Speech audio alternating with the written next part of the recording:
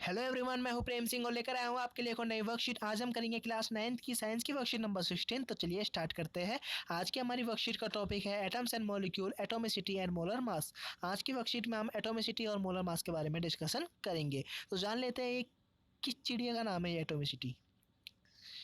Then total number of atoms present in a molecule of an element, compound or matter is known as atomicity of that molecule। यानी किसी भी compound के या element के molecule में कितने atoms present है उसको बोलते हैं उस कंपाउंड की या उस मॉलिक्यूल की एटोमिसिटी। जैसे कि हमारे पास एक कंपाउंड है वाटर जिसका फॉर्मूला होता है H2O। ठीक है, तो अब जानते हैं कि इसके अंदर कितने एटम्स प्रेजेंट हैं। तो इसके अंदर 3 एटम प्रेजेंट है, 2 हाइड्रोजन के एटम, ठीक है, और एक ऑक्सीजन का एटम। तो इसकी एटोमिसिटी होगी 3 होगी। क्या होगी इसकी एटोमिसिटी? 3, क्योंकि इसमें क्या है, 3 एटम्स प्रेजेंट है। अगर मैं बात करूँ सल्फ्यूरिक एसिड की H2SO4, तो इसकी एटोमिसिटी क्या होगी?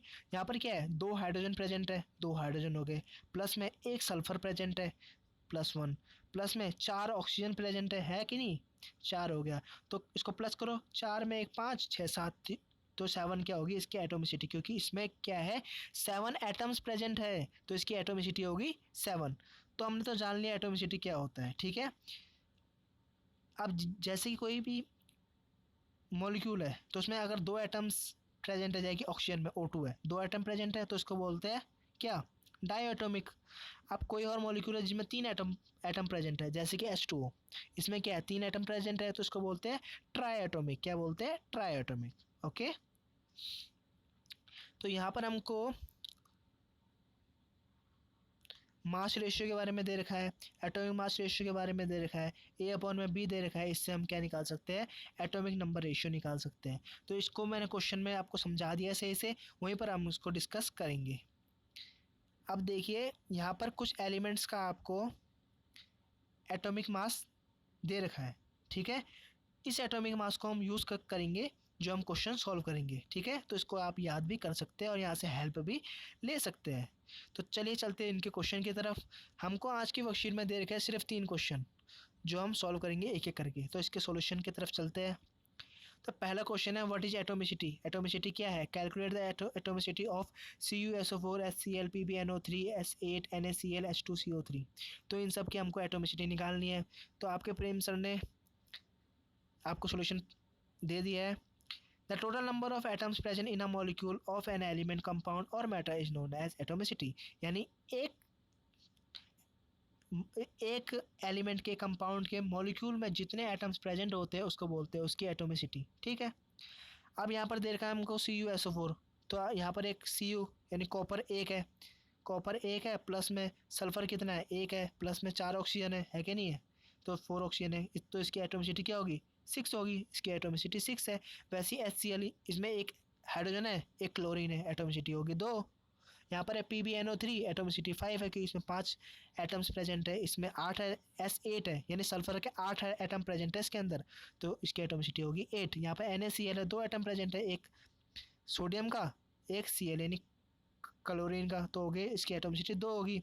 यहाँ पर H2CO3 यानी हाइड्रोजन के 2 एटम प्रेजेंट है, एक कार्बन का एटम प्रेजेंट है और 3 क्या है, ऑक्सीजन का एटम प्रेजेंट है। तो इनको प्लस करके आया 6, यानी 2 प्लस में 1 प्लस में 3 6 ही तो होता है, तो 6 इसकी क्या होगी, एटोमिसिटी होगी। तो फर्स्ट क्वेश्चन हमने सॉल्व कर दिया एटोमिसिटी वाला। तो सेकंड क्वेश्चन है, calculate the ratio by number of atoms in water molecule.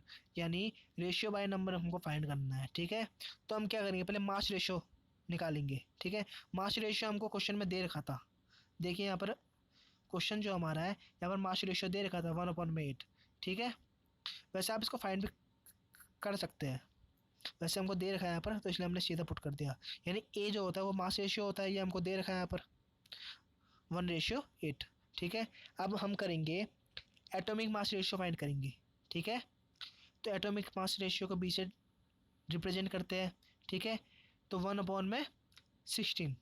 ठीक है, इसका हो गया एटॉमिक मास रेशियो, क्योंकि जो हमारा H2O है यानी वाटर का मॉलिक्यूल है H2O, तो उसमें एक हाइड्रोजन का यूज़, मतलब 2 हाइड्रोजन एटम है और एक ऑक्सीजन एटम है। हाइड्रोजन का एटॉमिक मास होता है 1, इसलिए ऊपर 1 लिख दिया, नीचे क्या लिख दिया, ऑक्सीजन का मास लिख दिया 16, नीचे ऑक्सीजन का मास मैंने 16 लिख दिया, क्योंकि जो ऑक्सीजन का एटॉमिक मास होता है वो क्या होता है, 16 होता है। तो इसका रेशियो हमारे पास आ गया 1:16। ठीक है, अब हम क्या करेंगे, एटॉमिक नंबर रेशियो निकालेंगे, एटॉमिक नंबर रेशियो निकालेंगे। तो एटॉमिक नंबर रेशियो निकालने के लिए फॉर्मूला होता है A/B। ए हमारा आया था 1/8, बी आया था 1/16। तो अब क्या किया, 1/8 मल्टीप्लाई, इसको सही से लिखा हमने, 1 16/1, 8 1 जा 8, 8 2 16, तो हमारे पास आ गया 2/1, यानी रेशियो आ गया 2:1। ठीक है, तो H2O, यानी कि अगर हमको सीधा फॉर्मूला पता है H2O, तो हम तो इसका ऐसे निकाल देंगे एटॉमिक मास रेशियो, क्योंकि 2 हाइड्रोजन है, 1 ऑक्सीजन है, तो 2:1। तो चलते क्वेश्चन नंबर 3 की तरफ, चलिए। Calculate the molar mass of NaCl CuSO4 H2CO3 and H2O। इन सब का हमको क्या करना है, मोलर मास फाइंड करना है। तो पहले हम करेंगे NaCl का मोलर मास। Na यानी सोडियम का जो मोलर मास होता है वो होता है 23, ठीक है, और इसका एटॉमिक मास होता है मतलब Cl का 35.5, इनको प्लस किया 58.5 आ गया U। ठीक है, निकाल दिया। फिर हम करेंगे क्वेश्चन नंबर 2, पार्ट 2 करते हैं इसका। CuSO4 कॉपर का होता है 63.5, ऊपर दे रखा है आपको, ठीक है, ऊपर मैंने दिखाया था ना अभी आपको, वहाँ पर दे रखा है सबका आपको एटॉमिक मास। और सल्फर का होता है 32, ऑक्सीजन का होता है 16, लेकिन यहाँ पर क्या है, 4 ऑक्सीजन का एटम है, O4 है ना, 4 ऑक्सीजन का एटम है, इसलिए क्या कर दिया हमने 16 को मल्टीप्लाई कर दिया 4 से, तो 64 आ गया। इनको प्लस किया तो आ गया हमारा 159.5 U, यानी 159.5 U हमारा मास आ गया। H2CO3, यहाँ पर हाइड्रोजन के 2 एटम है, हाइड्रोजन का मास होता है 1, मल्टीप्लाई 2 से कर दिया, क्योंकि यहाँ पर 2 एटम है हाइड्रोजन के, ठीक है। प्लस में कार्बन का एक ही एटम है 12, प्लस में ऑक्सीजन के 3 एटम है, तो 16 मल्टीप्लाई कर दिया 3, क्योंकि 16 होता है ऑक्सीजन का मास, और 3 एटम है इसलिए मल्टीप्लाई कर दिया 3। 2 प्लस में 12 प्लस में 48 इजकल टू हो गया 62, तो 62 इसका U इसका मास आ गया। अब चलते हैं H2O की तरफ। हाइड्रोजन है, एक हाइड्रोजन का एटॉमिक जो मास होता है 1 मल्टीप्लाई बाय 2, क्योंकि यहाँ पर 2 हाइड्रोजन है, प्लस में ऑक्सीजन एक है 16, हमारा आ गया 18U, तो H2O का मास आ गया हमारा 18U। तो आज की वर्कशीट यहीं पर समाप्त होती है। हमारी वर्कशीट में हमको सिर्फ इतने क्वेश्चन करने थे जिनको हमने सॉल्व कर दिया है। अगर आपको ये वीडियो अच्छी लगे तो इस वीडियो को ज़रूर लाइक कीजिए, दोस्तों तक पहुँचाने के लिए शेयर कीजिए, और अगर आप हमारे चैनल पर नए हैं तो चैनल को सब्सक्राइब करना ना भूलें।